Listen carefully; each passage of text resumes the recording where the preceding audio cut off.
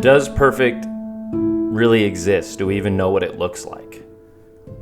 I don't think so. I think we have a faint idea in our brain that's kind of torturous that makes us think we understand perfect, but I don't think we really know what perfect looks like. I think one of the coolest things about human beings is that our gift was not that we're perfect or that understand perfect love or anything like that. It's the fact that we can love each other despite being having flaws, right? Despite that we have issues and we have flaws, we can still love each other.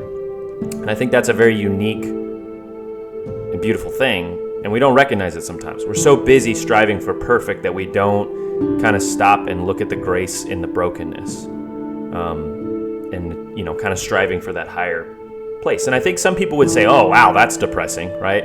We understand what perfect is, but we can't get there. And to them, I would pose the question, well, why do you even have that in your brain then? Whether you like it or not, that idea of perfect exists and you can't attain it. So that's just reality. That's just what it is. You can choose to ignore it, but it's like ignoring thirst. If you're thirsty, you're thirsty. You can either sit and be upset that you're thirsty, or you can just say, you know what, I'm going to go find some fucking water.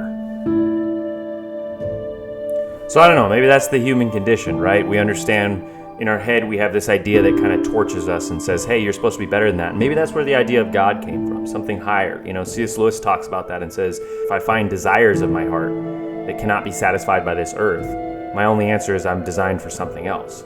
And I don't really care what your philosophy is. I think that's a personal journey people actually have to go on. That sounds stupid to say, but whatever it is, if it's not making you realize that you're falling short of that perfection and yet you're still valued, you're still loved, and that's a beautiful thing, you really need to evaluate where you're at.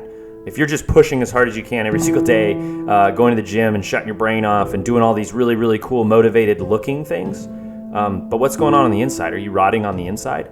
And until you deal with those issues, I don't know that you're ever going to really be able to, you might lock those demons up, but I don't think you're ever really going to be able to come to terms with them. And so much of the world is like, lock your demons up, work hard, push hard. Or it's the opposite. It's a complete victimhood mentality. And I think the truth is much more, if we're honest, is much more somewhere in the middle.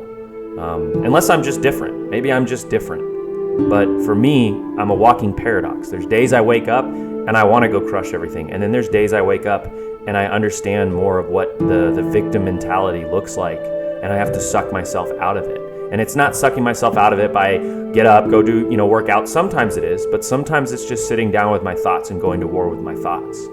Unfortunately, it's a really fine line between laziness and giving in to that kind of, oh, I'm just a victim and I'm just lazy and I can't get motivated to stop making these same mistakes or whatever it is. And then the other side that's just you're pushing so hard that you're basically just blacking out. And there's got to be a middle ground, right? Human beings are the epitome of correction and overcorrection. We do it constantly. So finding that middle ground that says when you wake up and you're not feeling motivated, that you don't start kicking yourself because you have this image of yourself that's supposed to be something else. It's supposed to be Mr. Wake up at 5 a.m. and do a workout. And you kick yourself for that when you're not that person. Rather than, trying to make yourself go do it. Okay, I didn't do it today, but that's just is what it is. We'll get at it tomorrow. Or sucking yourself out of that laziness, right? You can't just completely give in to laziness. You have to force yourself. You have to try and work towards being able to suck yourself out of that laziness. It's hard. It's a paradox.